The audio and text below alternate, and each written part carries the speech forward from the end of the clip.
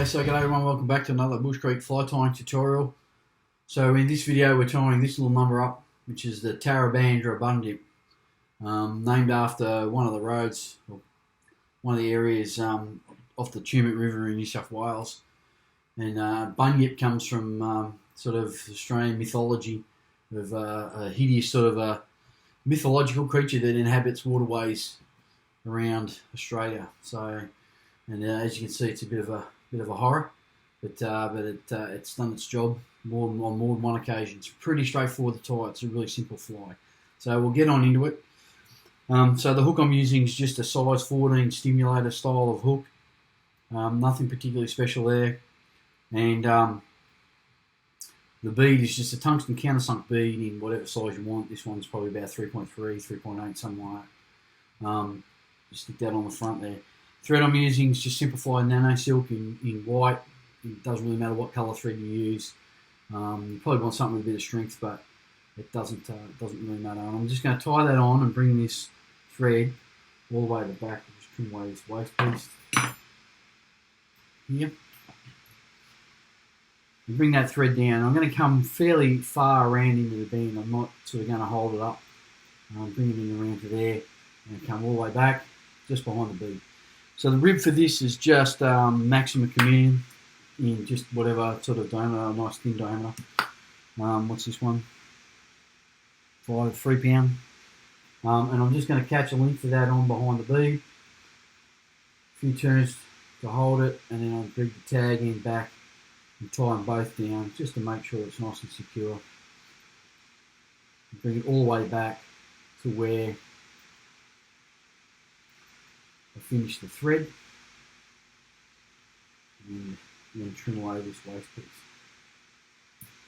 Okay, so the body for this is hare's a mix of hare's mask or hare's ear and some SLF prism dubbing in chocolate. And I'm just going to, you can do two options here. You can either split the thread and add it in, or you can do a dubbing loop.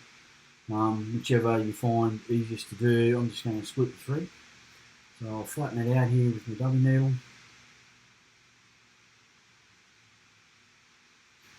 Pop that in. And then I'm just going to add some of this dubbing in. You don't be too shy with it. You can sort of add a fair bit in. You probably want about 1.5 inches, maybe 2 inches, depending on the size of the hook, worth of dubbing material.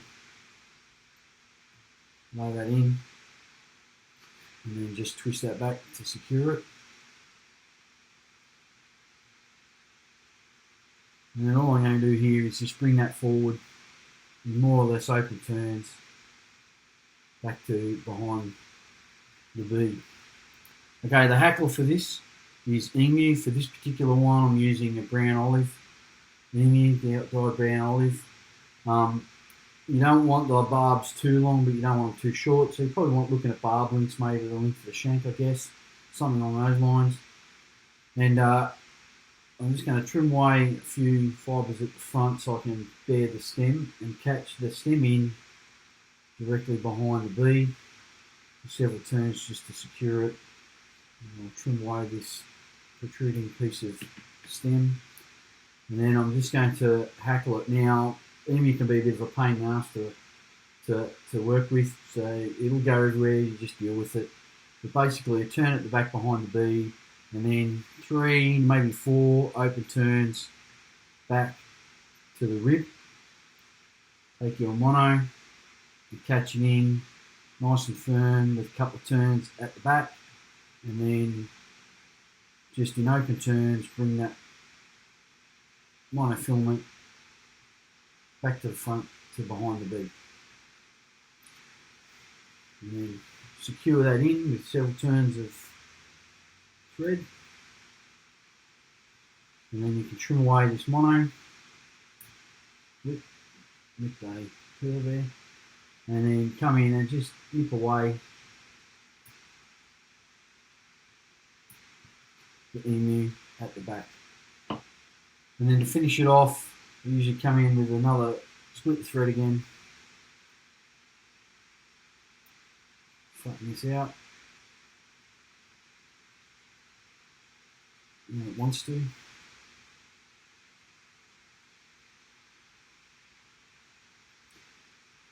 Yeah.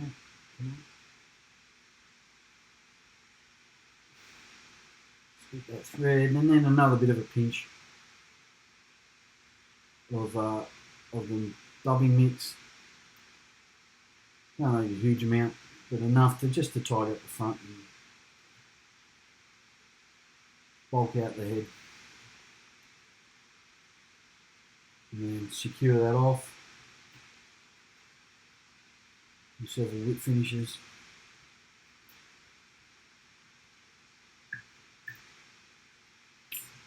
Trim away your thread.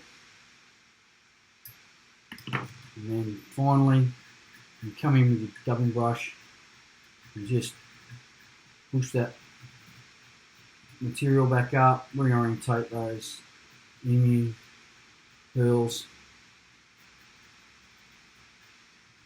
And that is all you need to do. Tarrabandra devil, or Tarrabandra bunyip, I should say. And I tell you what, it looks rough and ready, and it is probably rough and ready, but it's accounted for plenty of fish, and it's useful for, you know, nymphing in the first instance, but then also when you come back downstream, you just swing it a bit, and it works well there. So give it a crack. It's well worth the effort. Thanks for watching. Tight lines.